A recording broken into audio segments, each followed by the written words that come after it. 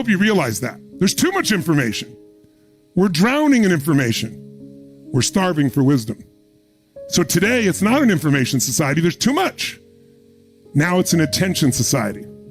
Facebook wants your attention. If you watch the social, what's it called? Not network, the social dilemma. These people have wired you like a rat with dopamine. They know if they reinforce what you believe, like you go on Google and you say climate change, they've tracked everything you've done. If they think you believe climate change is an effort, you're going to get everything. We're going to die in 12 years, AOC telling you you're going to die. And if you think climate change is definitely happening, but maybe it's human and it's happened throughout history, then you're going to get different information. They reinforce you and then they anger you. That's why there's so much division. There's an entire science to how to keep you online longer. Every moment you're online, they're making more money. Same reason why they use clickbait. A lot of times the headline, if you actually read the article, it's not true. But they know what headlines are going to cause you to follow. So we're in an attention society. And if you don't take control of your own attention, someone else is going to control it. And I promise you, they don't have your best interest at mind. So we have to decide. So let me give you 3 patterns, or let me give you 2 patterns or examples. Here's one. Do you tend to focus most of the time more on what you have or what's missing? If your pattern of focus is on what's missing from your life, no matter how great your life is, how are you ever going to sustain happiness? You can't. Write down this. Focus equals feeling. If you want to feel different, you got to change your focus. What's wrong is always available, isn't it? There's always something wrong if you look for it. So is what's right. And unless you control your focus, the rest of the world's going to take you where you want to go. So part of what I train people to do, not just by telling you like we're doing it right now, so I never see you again, you know what to do. The purpose of a 4-day immersion is you're going to do it day and night and day. If I wanted you to learn Italian, if you said, I want to learn Italian, and you have the time, I'd take you to Rome and drop you off for 6 weeks. So I'll pick you up in 6 weeks with no teacher. You will come back speaking Italian because you're seeing it, feeling it, immersing it. So right now I'm giving you bite-sized chunks. I'm not holding back. As you can tell, I got to get back on target. I'm a little bit over time right now again. But I want you to understand these need to be conditioned in you. And you can do it on your own. You can do it with me.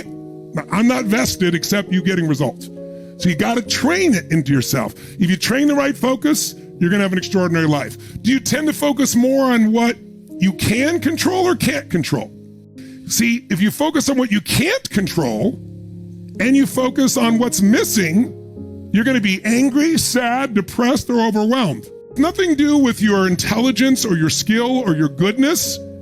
If we have that program running our brain, you're going to be depressed, you're going to be angry, you're going to be overwhelmed. And when we change that, everything changes. So physiology is the first thing we change, focus, and then here real quick, the last one is language.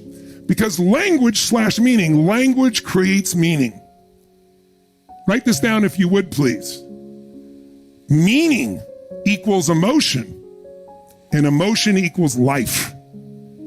The meaning we give things creates what we feel, our emotions, and our emotions control what we do and therefore creates our life. Plus, it's the quality of our life is how we feel.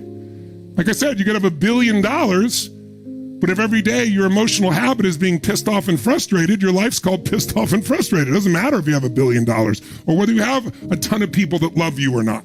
Does that make sense? So our language is another pattern that powerfully shapes us. So remember I gave you the example, if your parents said to you, go get me the salt, I don't know what the salt is, I don't know what the salt is, I don't know what the salt is. Well, you say that language all over again and you hypnotize yourself not to see the salt. Some of you have certain words you use a lot that make you feel a certain way, or phrases. And if you use that phrase over and over again, you're going to feel that emotion. So we have to be conscious that our words create feelings. If you said to me, Tony, you meet millions of people. I'm single. You meet a lot of cool people. Hook me up with somebody. Turn me on to somebody, a great lady, a great guy. And if I said to you, I know this woman, I know this man, and they're really nice. Versus I know this man or woman, they're hot, right? You're going to get a different emotion. Is this food, nutritious or delicious? One word change, you completely change how you feel. And we have words we use for ourselves that shape our identity. How you describe yourself with words affects that emotion. It affects your physiology. Your physiology, your focus, and your language, all three come together to shape how you are. Physiology first. If you want to change how you feel, the fastest way to change is a radical change in your body. Because if you try to do it with your mind, very often you go in circles. But if you start with the body, it gets you strong. Now it's easier to change focus, easier to change language, easier to change your life. If you do these three things, you can feel the way you want every day. By the way, could all hell be breaking loose around you and you be right here in your home or in your life, centered and happy? Is it possible to be happy while hell's breaking loose around you? Yes or no? Yes or no? Of course it is. But, and you do it by changing your focus and your physiology and your language. But you and I live in a Western culture where if you sit around and just feel happy, people come and take your furniture, right? So you got to master the outside world too. Now, I can teach you these three things, but what you need to do is get them in your body, right? So that's why I do an event, or you can do on your own. But there's two more keys for this to really work. These are the fundamentals that control how you feel. But whether you're willing to change your physiology, whether you're willing to change your focus. Like sometimes when you're in a shitty state, I don't care. I don't want to change how I feel. Why not? Because you're missing the other two elements. So we'd put a circle around the triangle to finish this 5 to thrive. And the two most important elements to get you to do this is you need to create what I call a compelling future. A reason to use these skills. You know, anyone can deal with a terrible today if they've got an exciting tomorrow they're looking forward to. We can all deal with suffering if we can see there's an end to that suffering, and more importantly, the other side can be joy or happiness or love or success. I mean, the only way you build a business, the only way you break through anything, by the way, tomorrow I'm going to show you how to build your own economy, whether it's within your own career or your own business. And I'm going to bring you some pretty cool people, one of which is the first youngest self-made female billionaire who built a company called Spanx. So they'll be joining us tomorrow as well. But just because we're going to go to another subject tomorrow, each day will be a new subject to stack. But we need these two to be locked in place so we can use the things that help us make money or help us have great relationships, etc. Right? So a compelling future means something you're looking forward to, something that gets you up early and keeps you up late, a reason, strong enough reasons, a purpose. And you have to have a vision for it. And one of the biggest problems with COVID is they gave us no way to say when we're ever out of this. Like now people are starting to say, I'm done with it. And the UK just said no more mask mandates, no more vaccine mandates. The Pfizer advisor that used to be head of the FDA 2 days ago said, we got to stop the mask mandates now. We've turned the corner. But then other people say, pushing back, no, everyone's going to die. We got to stay in. Yes, we're all going to die eventually. 1,200 people die a day around the world in car accidents. But we still get in our car and drive. Why? Because we have a compelling future. Because we know if we just stay home and do nothing, we got no future. And by the way, how do people drive their car down a highway with nothing but a dotted yellow line dividing them from people driving straight at them at 65 miles an hour? How the hell do we do that? When every day we know people die. Every day we know someone's texting and they kill someone, or they fall asleep at the wheel, or they're drunk.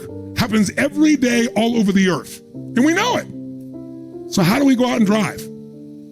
Because life is risky. But we don't focus on the risk. We focus on a life, a compelling future, and we use the F word that every religion agrees with, faith. Now, you don't have to develop faith, my friends. If you got a compelling future, it'll kick in. You were born with faith. Faith says, look, it's much more likely than not, this is all going to work out. So I just trust and I do something rather than sit in my head and imagine all the risks. Risk has become the ultimate 4-letter word in our culture. The people that settled America would be, I don't know what they do. They'd be devastated to see what Americans have become, some of them. Living in fear every moment over being around another human. Life is risky.